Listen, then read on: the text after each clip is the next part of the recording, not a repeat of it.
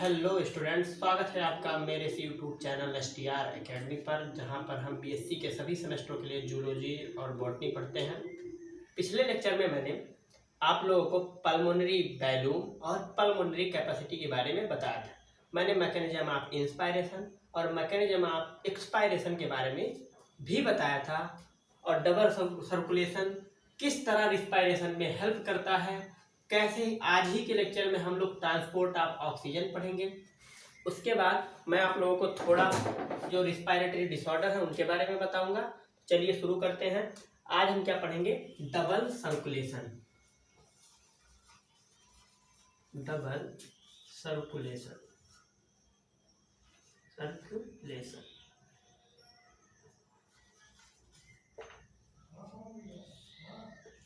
Double circulation पढ़ने से पहले हम कुछ फीचर्स जान लेते हैं कि आखिर डबल सर्कुलेशन कहाँ पाया जाता है।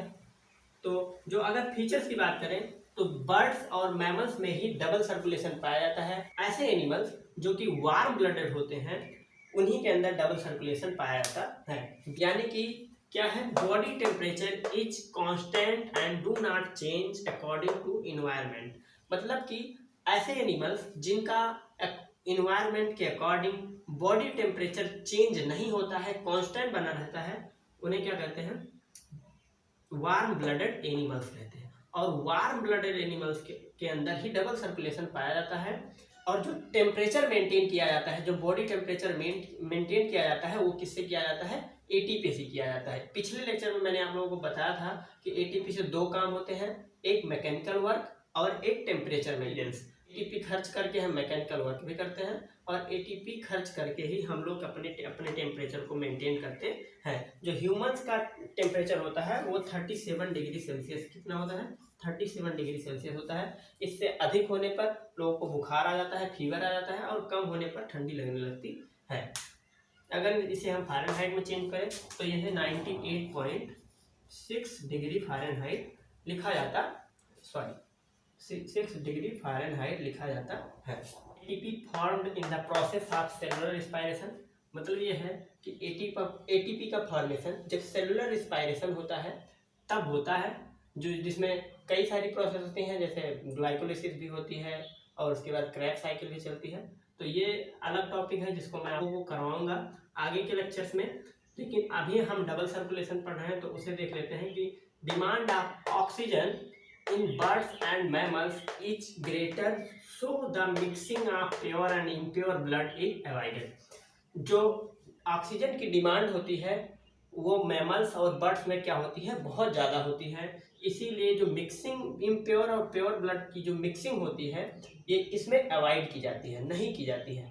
और बाकी जो लोअर कॉर्डेट्स हैं या फिर लोअर एनिमल्स हैं उनमें ब्लड क्या होता है? मिक्स हो जाता है। जो ऑक्सीजनेटेड ब्लड है वो भी और जो डीऑक्सीजनेटेड ब्लड है दोनों एक दूसरे में क्या हो जाता है? मिक्स हो जाता है। अगर कम आवश्यकता है ऑक्सीजन की तो मिक्सिंग से कोई प्रॉब्लम नहीं है, लेकिन जहाँ पर ऑक्सीजन की डिमांड ज़्यादा होती है जैसे कि मैमल्स और बर्ड्स में, तो ये अवॉइड करते हैं। क्या करते हैं? मिक्सिंग को, क्या इम्प्योर और प्योर ब्लड की मिक्सिंग को क्या करता है? अवॉइड करता है। डबल सर्कुलेशन के लिए हार्ट सबसे इंपॉर्टेंट ऑर्गन होता है। अगर मोटे तौर पर हम हार्ट के फिगर को देखें तो इसमें दो एरिया होता है, जिसे हम एक पल्मोनरी हार्ट कहते हैं और एक को क्या कहते हैं? सिस्टमैटिक हार्ट कहते हैं। जो पल्मोनरी हार्ट होता है वो क्या कहता है? राइट एट्रियम और राइट वेंट्रिकल से क्या बना होता है? राइट एट्रियम और राइट वेंट्रिकल से बना होता है। और जो सिस्टमैटिक हार्ट होता है वो लेफ्ट एट्रियम और लेफ्ट वेंट्रिकल से बना होता है। मैं आप लोगों को बताऊंगा आगे कि कैसे ब्लड लंग्स में जाता है और फिर लंग्स से वापस आता है हार्ट में। ये सारी मैकेनिज्म मैं आगे के लेक्चर्स में कराऊंगा। Right side of the heart receives and pump the impure blood because this pump the blood into lungs, so it is called pulmonary heart. जो राइट साइड का हार्ट होता है वो क्या करता है? Receive and pump. क्या करता है? रिसीव करता है ब्लड को और उसे पंप करता है द इम्प्योर ब्लड। और जो उस टाइम पर जो राइट हार्ट में ब्लड आया रहता है वो क्या होता है? इम्प्योर ब्लड होता है। Because this pumps the blood into lungs, so it is called pulmonary heart. यह ब्लड को लंग्स में क्या करता है? लंग्स में पंप करता है, इसीलिए इसे क्या कहते हैं, पल्मोनरी हार्ट कहते हैं। Heart pumps the blood to the body system, so called systemic heart. जो लेफ्ट हार्ट होता है ये ब्लड को क्या करता है, बॉडी सिस्टम में क्या करता है, पंप करता है, और ये ब्लड क्या होता है, प्योर ब्लड होता है। जब हमारी बॉडी वेसल से ब्लड वापस हार्ट में आता है, फिर हार्ट से लंग्स में जाता है, फिर लंग्स से वापस हार्ट में आता है, उसके बाद फिर बॉडी क्या आता है, बॉडी टिश्यूज में क्या जाता है। Haldane effect, it is observed at the lungs where the partial pressure of the oxygen greater than the CO2. So oxygen combined with hemoglobin, CO2 separate from the hemoglobin. क्या होता है Haldane effect में, it is observe at the lungs, यह lungs के level पर observe किया जाता है, लंग्स के पास हाल्डेन इफेक्ट दिखाई देता है। where the partial pressure of the oxygen greater than CO2, जहां पर पार्शियल प्रेशर क्या होगा, ऑक्सीजन का CO2 से क्या होगा, ज्यादा होगा। So oxygen combined with haemoglobin, अगर पार्शियल प्रेशर ऑक्सीजन का ज्यादा होगा तो हीमोग्लोबिन से कौन कंबाइन कर जाएगा, ऑक्सीजन कंबाइन कर जाएगा। CO2 separates from haemoglobin. हुआ ये कि जब टिश्यूज से हीमोग्लोबिन वापस हार्ट में आ रहा है तो क्या होता है, वो अपने साथ CO2 को लेकर आता है और हीमोग्लोबिन के साथ CO2 कंबाइन रहती है। लेकिन जब ये लंग्स के लेवल पर पहुंचती है तो CO2 जो हीमोग्लोबिन के साथ कंबाइंड है वो कम प्रेशर होने के कारण क्या हो जाती है, सेपरेट हो जाती है। ऑक्सीजन का पार्शियल प्रेशर ज़्यादा होने के कारण ऑक्सीजन हीमोग्लोबिन से क्या हो जाती है, कंबाइंड हो जाती है और CO2 क्या हो जाती है, सेपरेट हो जाती है।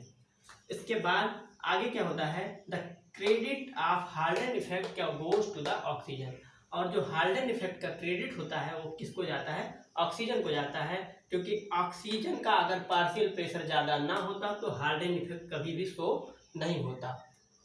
Bohr's effect, it is observed at the level of body tissue, and in this dissociation of oxygen from hemoglobin take place due to the greater partial pressure of CO2।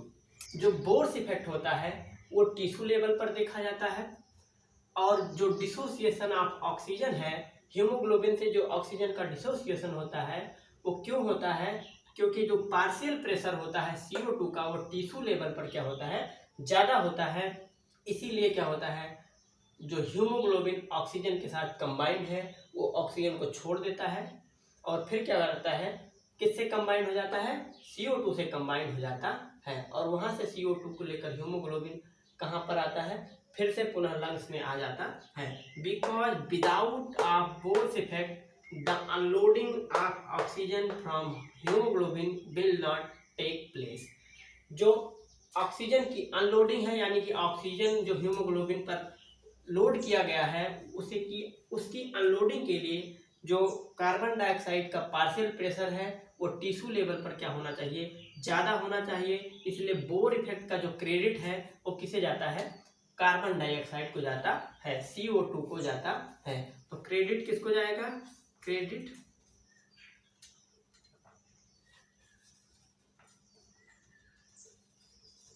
Goes to CO2। Bohr effect का जो credit होगा ये किसको जाएगा, CO2 को जाता है। अब हम कवर करते हैं transport of respiratory gases. Respiratory gases में दो ही गैस का क्या होता है, ट्रांसपोर्ट होता है, एक ऑक्सीजन का और एक कार्बन डाइऑक्साइड का। इनका ट्रांसपोर्ट कैसे होता है इसको मैंने पहले ही बता दिया है। Oxygen O2 has to be transported from lungs to tissues और CO2 has to be transported from tissues to lung. Oxygen lungs से टिश्यूज में जाता है और जो कार्बन डाइऑक्साइड है वो क्या होता है, टिश्यूज से लंग्स में आता है और लंग्स के नाक से क्या होता है, बाहर एक्सपायर हो जाता है। ट्रांसपोर्ट ऑफ ऑक्सीजन में अगर देखेंगे तो क्या होता है, ट्रांसपोर्ट मीडियम क्या होता है, ब्लड होता है और लिम्फ होता है। हमारी बॉडी में ब्लड और लिम्फ दो ही ऑक्सीजन ट्रांसपोर्ट का क्या होता है, मीडियम होता है। 97% ऑक्सीजन का transport in combined form as oxy haemoglobin.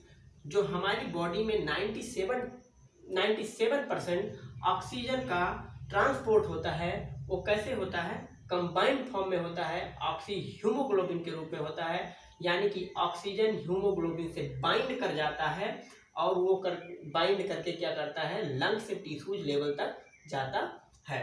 और जो 3% ऑक्सीजन है वो कैसे ट्रांसपोर्ट होता है, वो डिजॉल्व फॉर्म में ट्रांसपोर्ट होता है। और कहाँ डिजॉल्व होता है, वो ब्लड प्लाज्मा में डिजॉल्व रहता है, लिम्फ में, ब्लड प्लाज्मा में डिजॉल्व होकर क्या होता है, ट्रांसपोर्ट होता है। एक हीमोग्लोबिन चार ऑक्सीजन एटम्स को एक साथ क्या कर सकता है, बाइंड कर सकता है और ले जा सकता है। अगर पार्शियल प्रेशर सही है तो एक हीमोग्लोबिन एक बार में 4 ऑक्सीजन एटम को क्या करेगा, बाइंड करेगा। हम ऑक्सी हीमोग्लोबिन कर्व को ग्राफ में शो करें तो कुछ इस तरह का ग्राफ बनता है ऑक्सी हीमोग्लोबिन का, जिसमें एक तरफ percentage saturation of haemoglobin with oxygen होता है और दूसरी तरफ पार्शियल प्रेशर ऑफ ऑक्सीजन होता है mmHg के साथ। तो जो अगर मेन ग्राफ जो हम देखेंगे तो ये जो बीच में लाइन मैंने खींची है ये क्या है, मेन कर्व है। ये हमेशा क्या, कौन सा कर्व बनाता है, सिग्मोइड कर्व बनाता है। कौन सा कर्व, सिग्मोइड कर्व बनता है, सिग्मोइड कर्व। अगर ऑक्सीजन की सप्लाई फुल होती है तो कर्व क्या होता है, लेफ्ट साइड शिफ्ट होता है। जब बहुत ज़्यादा ऑक्सीजन की सप्लाई होती है, 50% ऑक्सीजन का हीमोग्लोबिन के साथ सैचुरेशन और बहुत ही कम प्रेशर पर हो जाता है।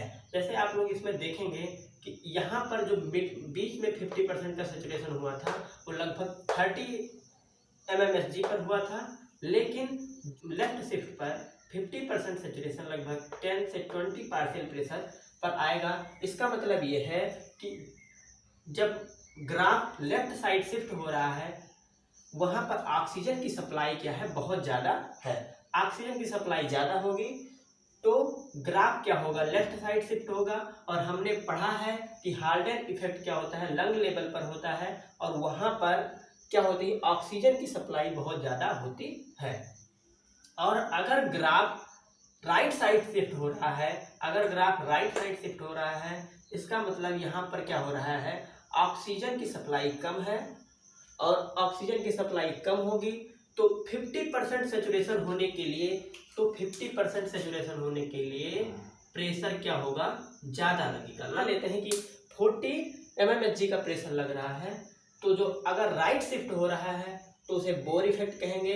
हमने देखा था कि बोर इफेक्ट टिश्यू लेवल पर होता है और टिश्यू लेवल पर ऑक्सीजन की सप्लाई कम होती है और कार्बन डाइऑक्साइड क्या होती, ज़्यादा होती है। इस बोर इफेक्ट और हाल्डेन इफेक्ट का साफ साफ मतलब ये है कि यहाँ पर जो हीमोग्लोबिन से O2 का डिसोसिएशन यहाँ पर हो रहा है, इसका मतलब ये इसे कहेंगे बोर इफेक्ट।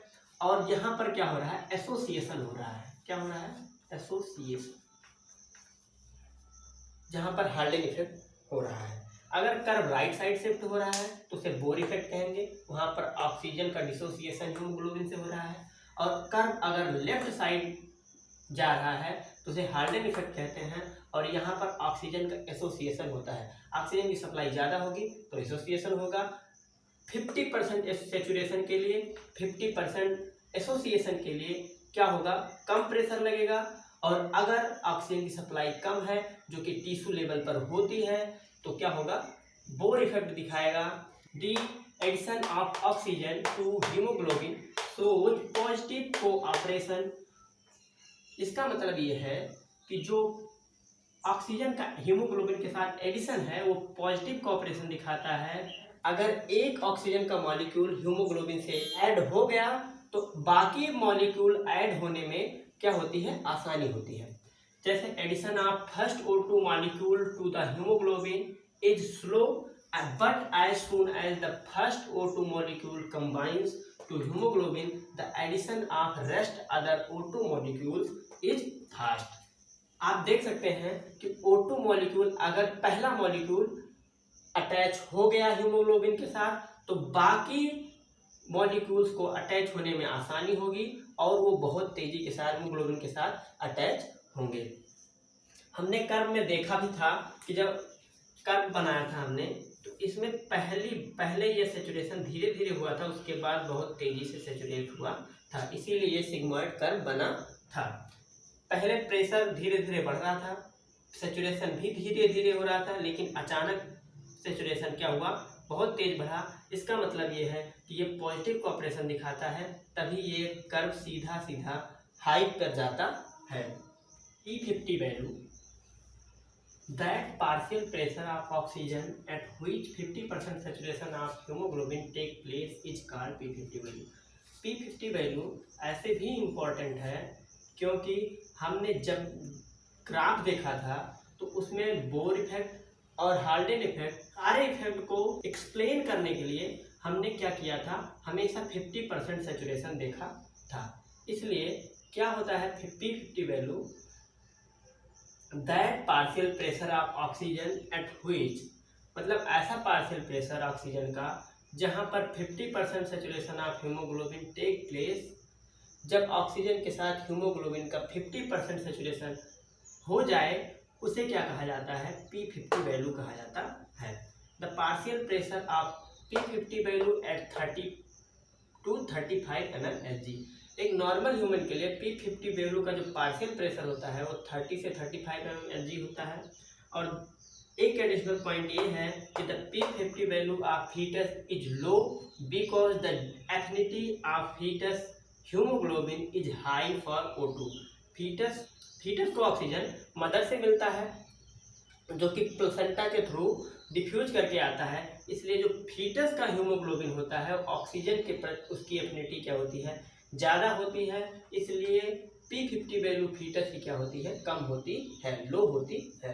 अगर हम factor affecting oxy haemoglobin curve के बारे में बात करें तो there are many factors which affect the oxy haemoglobin curve, जिसमें से पहला क्या है, CO2 concentration in blood plasma। At high concentration of CO2 in blood plasma, the dissociation of oxygen from hemoglobin and curve shifts toward right side and so Bohr effect। CO2 की concentration blood plasma में ज़्यादा होती है, high होती है, तो dissociation of oxygen from haemoglobin होता है। हीमोग्लोबिन से ऑक्सीजन का डिसोसिएशन हो जाता है और कर्व किस तरफ शिफ्ट हो जाता है, राइट साइड में शिफ्ट हो जाता है, जिसे हम बोर इफेक्ट कहते हैं। दूसरा नंबर क्या है, इफेक्ट ऑफ टेम्परेचर। टेम्परेचर का भी ऑक्सी हीमोग्लोबिन कर्व पर इफेक्ट होता है। At high temperature the dissociation of O2 from haemoglobin take place and curve shift towards right.